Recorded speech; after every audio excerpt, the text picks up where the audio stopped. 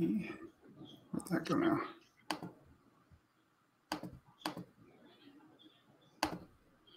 Hey, everybody. It's Andrew Plank with LePage, and we've got here with us Jen Lowe she's a mortgage broker with, you're with Dominion? Modern Mortgage Group through Dominion Lending. Yeah. Right on.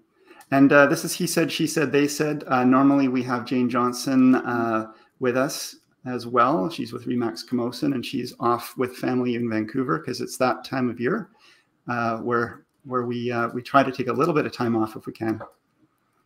So today we're going to be talking a little bit about mortgage rates, and we're also going to do a recap on the stats from last month. So usually Jane and I talk stats together, and we usually have our guest in the background, but I'm going to keep Jen in while we talk stats today, and we'll just go through the stuff. Now, this is going to be a little bit jangly today, just giving everyone a bit of warning. This is my first time hosting this.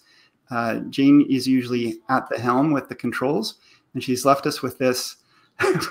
And myself and Jen and Danielle, Jane's assistant, none of us have done this before. So bear with us.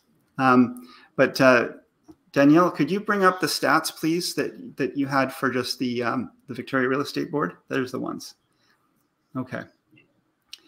So it's been an active market out there, and Jen, of course, being in the mortgage industry, is parallel to us in terms of seeing how busy this is.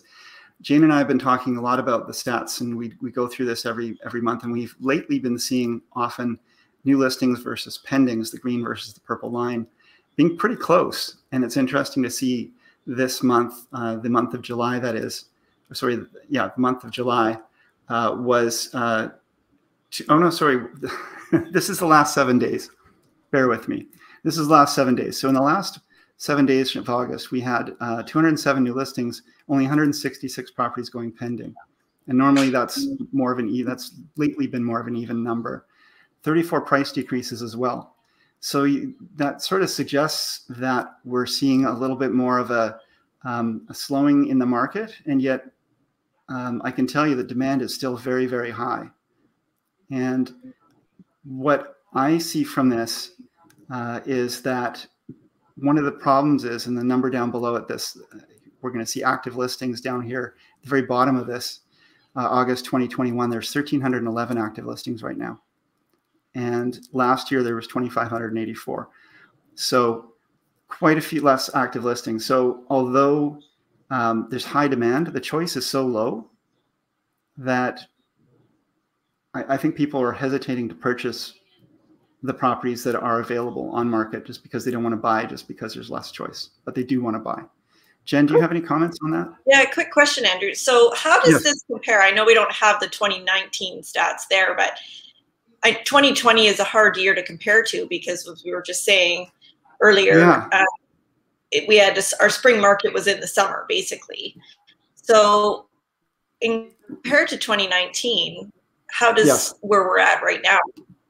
Yeah, let me try sharing. Oh yeah, thanks, Danielle. There we go. Actually, one back, Danielle, if you could.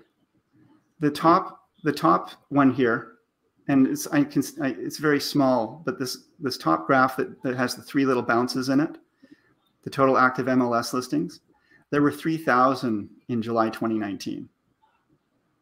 And then, you know, we typically have a seasonal adjustment and it goes down towards December, but you can see then 2019, we bounced up, but nowhere near as high. And then you can just see how low we are now at like just bouncing around the 1,200 number. So we've gone from 3,000 listings in 2019 to just about 1,200. Wow. Yeah. Jeez. Yeah. So it's just like anything, you know, if you're going shopping and you need to buy some, I don't know, you need a not a staple, you want to buy a new canoe, but the shelves are empty and there's just a few left and you don't like the choices. You might wait on your choice of buying a canoe, even though you really want a new canoe. This is maybe not the best analogy, but I just bought a canoe recently, so I'm using that. But I think that's why we're seeing high demand but low sales. We need more supply. Definitely. So, yeah. We also have 1,439 real estate agents active in the Victoria Real Estate Board. And we have, so few listings. We have very little. We have less than a listing per agent to sell. So there's a lot of agents, I think, that in the next little while are going to be going hungry. And that's going to be interesting times if that's the case. Yeah. How do we increase the listings?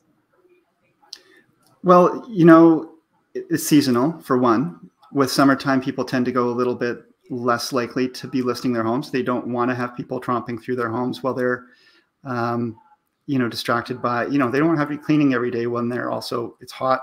Maybe they're wanting to go to the lake and they'd rather have it listed at a time, usually springtime, often fall. And I do know of there's going to be an uptick of activity in the fall. I expect that. On the different chat groups, my colleagues are often posting about upcoming listings. There are listings coming, but how do we increase them? I guess agents have been maybe a little bit less active in trying to drum up business just because we've been very reactive in the last year. Yeah. And just reacting to business as it comes. And we always have to retool as time goes on and when new, as the markets change. And what's going to have to happen is people are going to have to go. This is kind of probably not a fun thing to hear, but if agents want to drum up business, they're going to have to go, the equivalent of door knocking and trying to drum up that business and say, hey, it's actually a good time to sell. People may not be aware of just how good a time it is to be selling their property. I think also, what do you think? I mean, COVID, people, things are actually opening up now. And I think people there were a lot of folks who were waiting to sell until things had opened up. But also there were people who were not required to wait, have already listed. Right. So I think we'll see a big jump in the fall. Definitely a lot of life event changes where people are able to work remotely or they can work remotely. And like a client that lives in Newfoundland and she can work remotely. So she'd far rather live in BC. So right. moving to BC while able to continue her employment. Mm-hmm. And maybe the working remotely is also a reason why we're not seeing properties coming on market. Because if you're working from home right now, you may not want to be having people coming through your home, especially if you're doing video calls and having to be, you don't want to be disturbed in that. But life changes are always happening. Life goes on. People are, divorcing, getting married, having children. There's always some change happening. But what I'm really seeing is a bit of a migration. As you mentioned, people are choosing to want to come here. And then there are people who are choosing to have to move away. And I think a lot of the younger generation are finding that they're just can't afford to buy in Victoria. Yeah. Which is too bad. Yeah. No, the price point. Well, one of the stats I pulled up, the average age for first-time home buyers, now this is across Canada, is 36 years old. Really? Yeah. Okay. Across Canada, average age. And do you have any idea what that was last year or in previous years? This was pulled off of Stats Canada from 2020. So 2020, 36 years is the average. Yeah. Okay. First-time home buyers. And first-time home buyers, not the average. Yes. Oh my. First-time home buyers. Yeah. Yeah. Yeah. Like I said, I was 21 when I bought my first home here in Victoria. And when I work with first-time buyers, they're usually in their late 20s, early 30s is what historically it has been for me. Mm-hmm. I mean, every once in a while you meet somebody who has never bought a home and they're 50 years old. True. And that does happen. That will bring. Yeah. But it doesn't happen often. No. But people, I think, that average age is increasing, especially in our area. Right. You have to save for longer or need to get farther in your career in order to make it affordable. Mm-hmm. I think people too, and Jane and I have talked about this in the past, but I think the whole concept of the property ladder, there are people who just don't want to compromise. They don't want to buy a home that they actually will compromise living in, so they don't want to buy less than they want now. So they're starting out wanting their end result. Right. They're starting out wanting their dream home. Well, and it's an interesting concept. I know I did it multiple times. When I bought my first home, it was like, this is our forever home. We won't be moving. We can live here forever.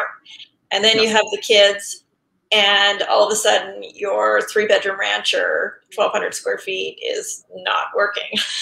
Yeah. So then you want to get a bigger house, or you need their bedrooms farther away from your bedroom. So, and I did that probably 4 or 5 times. That, no, this is our forever home. We're not moving again, right? And then you move again. I generally advise people to, not think in terms of that forever home.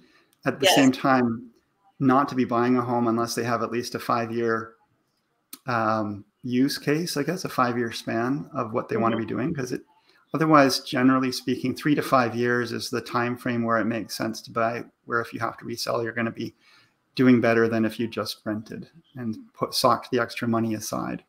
Yeah. And so, but most people do. I mean, I talk to a lot of people and they talk about their forever home, and then, things change in life. Yes.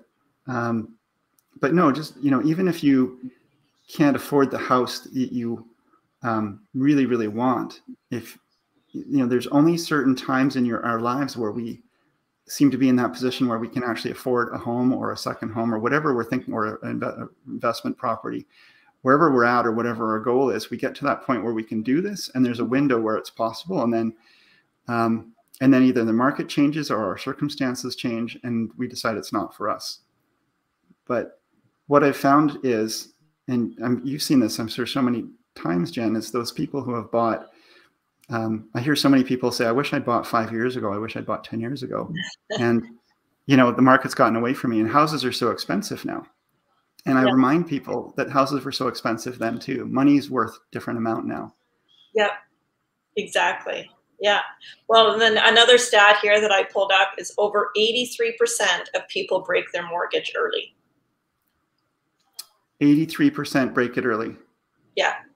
Wow. And 100% in my, with my client portfolio, that is bang on. Like most people break their mortgage early. And what? So for moving, or for what are the reasons? Change, moving from their forever home to a new forever home, right? Doing renovations, paying off debts, buying that car payment, or getting that car, having that car payment, and then finding it not affordable. House value increase, so that they want to utilize some of the equity to purchase an investment property, all those different things. So when you say they break their mortgage, you're saying that they don't exactly break it, but they change the parameters, and they extend it, or they buy another home and blend it into the new home, or that kind of prior to the end of their 5-year term, they want to break it early due to whatever the situation. Maybe to get out of it, basically. Maybe you could talk a little bit about the terms, because that's one of the things that, I think people don't, 5 years is sort of the standard, but there's lots of other options, right? And I guess 5 years is kind of what most people choose to do, probably 83% of them.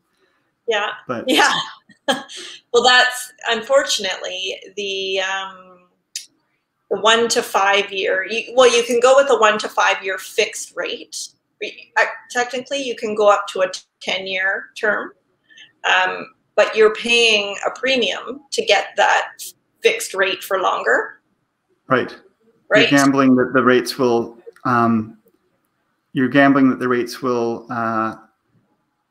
Increase. Go up, I guess, and you're insulated. Yes. But, and the banks want you to lock into a 5-year term. Usually that 5-year fixed term is kind of the go-to rate that everybody just wants, a 5-year fixed. Right. The other option is looking at a variable rate, and the variable rate is also a 5-year term, where what's guaranteed for 5 years is the spread that you're going to receive off of prime rate.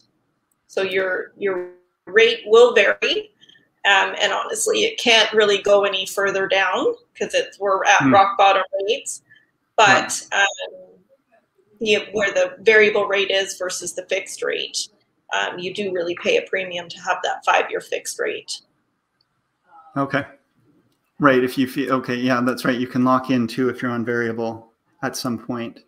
But then if you're 2 years in on a 5-year term, then you're locking in on the 3-year, because that's what's left, rate. Is that right? Right. That's correct. Yeah. And normally it doesn't make sense to lock in. No. Statistics show, I don't have the exact stat, but yeah, statistics show that it just doesn't, you want to ride out any fluctuations in the rate. Quite often the media tie together fixed and variable rates when they're advertising or letting the public know that rates are changing, rates are going up, rates are going up. But they're based on two separate entities for what changes the interest rates. Right. Yeah. Do you find, I mean, I find that I get clients who try to game the system and time it so that they absolutely get the very best. You know, they're buying at the bottom of the market and they want to see the rise and so on. And yet, on average, I'd say that people who buy just buying, as I was saying earlier, tend to do okay over time. And, you know, by waiting to try to game the system, they often lose. Do you find that as well? Yes, 100%. It's just like investing too, right? You know, you try and time to buy that stock or when everyone else is buying it. That's not when you want to buy it. You want to buy it when everyone's selling it. That's right. Yeah. Because they're scared, right? You know? Yeah. Yeah. I mean, I find like right now is a low inventory, high demand time. It's not a bad time to buy, but you probably won't see the same kind of price appreciations in that we've seen so far coming here out.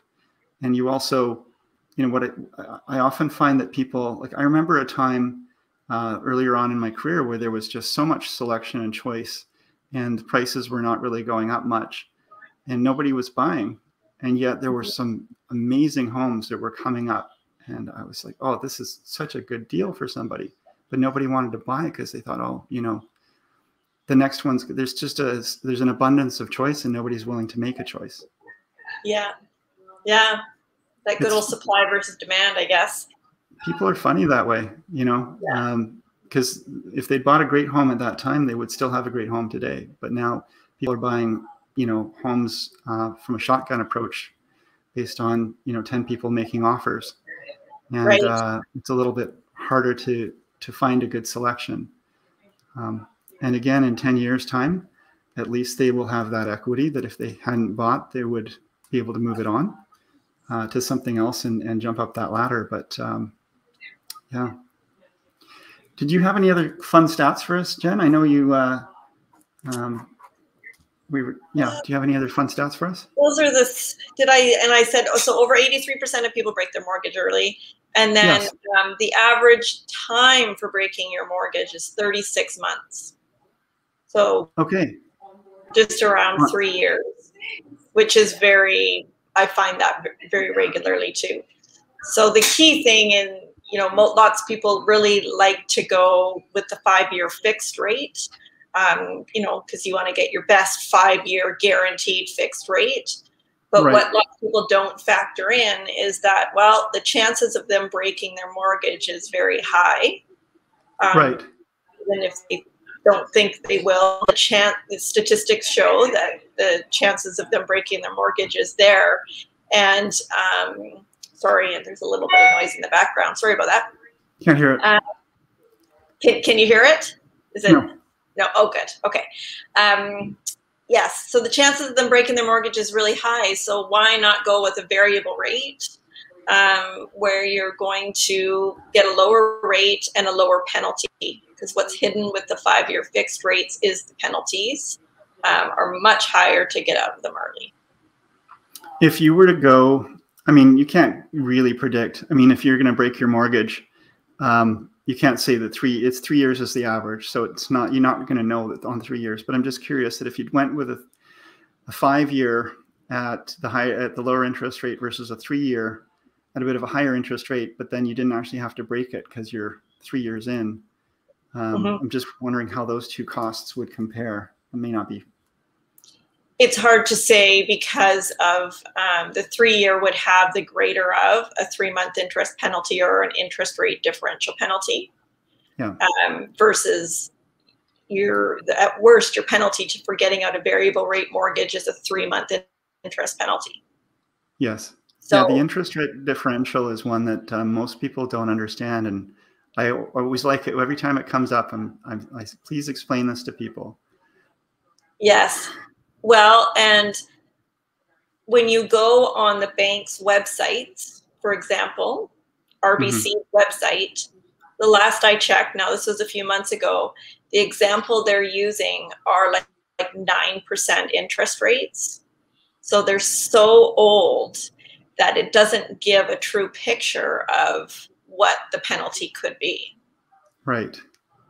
So yeah. In the past, I've seen penalties of $15,000 or $20,000 penalties for breaking a fixed rate mortgage. Yeah. Easily. Yeah. Easily. Okay. Yeah. So for folks listening, sorry. Well, for folks listening, Jen, do you want to tell people what the actual interest rate differential penalty means, how it applies, and how it works? So how it works is they take what your 5-year fixed rate is. So let's just say, for example, you got a 2% 5-year fixed rate. However, the posted 5-year fixed rate is 5.25. So what they don't really tell you is you've got a discount of 3.25 off of the posted rate. So when they're determining what your penalty is, there's also factoring in this discount, which basically, I mean, just for, total estimate, you could triple what your penalty would be on the variable rate side, at least. Oh, interesting. Okay, so that's a good way to look at it. Is you can't say this set in stone, but if you have a fixed rate and you break it, your penalty could be easily three times what the penalty would be if you'd gone variable rate. Looking at the current rates now. Yeah. And it's always the greater of the 3-month interest penalty or the interest rate differential penalty. Yeah. The operative word there being the greater of. So whatever's going to get the bank more money. The bank has assumed a certain amount of profit on you paying your mortgage every month. And on a variable rate, that profit is more in alignment with the current reality of what the rates are. So if you break that, they're not losing a bunch of future income because they can lend at the same rate. But if they've locked you in at a certain rate that's maybe higher than current rates, and then you want to break that, they're going to project the remaining time of your mortgage, right? And say, well, we're losing this much money. Yeah, so you're going to take a bigger penalty. Yeah, exactly. So, and it's business, it's not them being greedy. It's them, you've made an agreement to pay this mortgage over this much time. And by breaking that, they are now no longer making what they'd anticipated making. And they have to go and lend that money, which is not worth as much to lend now to someone else. Yeah, exactly. Yeah. So, yeah, good times. You've got a wrapping trip coming up. Yes, I do. Yeah. I'm very excited. Yeah, it should be lots of fun. I'm gonna be off to Tofino for a bit, and we were just talking before the show about how this time of year, agents and everyone else is a little bit tired from the spring market, and how last year there was really no spring market, so we had a really busy summer market, and we didn't really get to have time off. Now with the openings, COVID openings and everything, I kind of anticipate that everyone out there who's working with their realtors, I mean, I'm still working, but I'm also finding my weekends I'm being a little bit more drawn to. I mean, we all have relationships and family and so on, and we can't spend all our time working. So this is the time of year where we typically kind of try to disengage at least a little bit. Yes. Yes. Last summer there was, definitely working all summer. I mean, we couldn't go away anyways. Whereas this summer, I'm covering actually for a coworker this week, and she's going to cover for me when I'm gone. So it will be nice to have a much needed break to relax. Excellent. Yeah. And it's so good to have coworkers that you trust, that you can just leave your business with and be able to do that kind of stuff. And your clients are still in good hands. Yes, very much so. So I think we kind of skipped over some of the stats. So I kind of want to circle back to those, and then maybe we can wrap this up. So Danielle, could you bring those stats back up? Sure. Actually, we'll go to the first one. One more back. There we are. So we talked about new listings in the last week, 207 versus 166 that went pending. 34 price decreases. Again, that means properties are actually not selling, haven't sold, and people are actually readjusting their price, which is good to see. And 258 sold. That's just the number that closed. 13 expired. So again, these are ones that they went through the whole listing contract and didn't actually get somebody coming to the table to buy. So not even in this really low inventory marketplace, not everything is selling. You can't just put whatever price you want on a property. Comparing August 2021 to August 2020, this is the stats at the bottom space here. In the last week, we had 164 unconditional sales versus for the full month of August, we had 979 unconditional sales. For the full month of August in 2020, 1,333 new listings. So way more listings than sales. And then we had, so far this month, 243 new listings. Active listings, though, that's the one we've been just so talking about, 1,311 active listings. This is incredibly low inventory. But do expect to see some bump in this in the fall. And there's always good properties, and we agents are always connected with stuff. And if you're needing some advice on money, definitely want to talk to Jen Lowe, because she can definitely help you to determine what your affordability is and set up for something to buy. Even though right now it's low inventory, don't get distracted. There's a saying, I'm going to quote it. I won't bring it up. It sounds like it's a quote from Martin Luther King. So this is just about getting into the market at any time. If you can't fly, then run. If you can't run, then walk. If you can't walk, then crawl. But whatever you do, you have to keep moving forward. And yeah. I like that. Yeah, me too. And I feel like a lot of folks are trying to fly when they're not actually capable of flying. And yet it's time, and not every time is the good time to buy a home. And everybody's circumstance is different. But I do find a lot of folks hesitate when they really do need to take action. And as long as we're continuously moving forward, and Jen, you're an active person, active agent, active mortgage broker, you're always moving forward. You're always building your business. And that's 100%. What brings you success, right? Yeah, 100%. Yeah. And that's why you deserve to go rafting and have some time off as well, because we all need that. Anyway, folks, Jen, do you have anything you want to say to wrap up, or anything you'd like to leave everybody with? Well, feel free to reach out anytime if you have any mortgage questions, even if you just want to inquire about getting pre-approved. It's never too early to inquire. Happy to help. I agree 300%. It's never too early to reach out and talk to your mortgage broker. There's so much that they can do to help guide you and consult with you to help get you to an understanding of what's required. And if anybody would like to reach out to me, I'm Andrew Plank with Royal LePage, and you can reach me you can text me or call me at 250-360-6106. Email info@andrewplank.com. My website, andrewplank.com, has lots of great resources as well. So Jen, thanks so much for joining us today. We missed Jane. I don't know if she's watching this right now, but we missed you, Jane. Yeah. So we'll see you again next week, everyone. And Jen, you will be back. We really appreciate you. And in the background, we had Danielle helping out with some support here. So that's awesome. Thanks so much, Danielle. Thanks, everybody. Have a good week. We'll see you next week. Bye. Bye.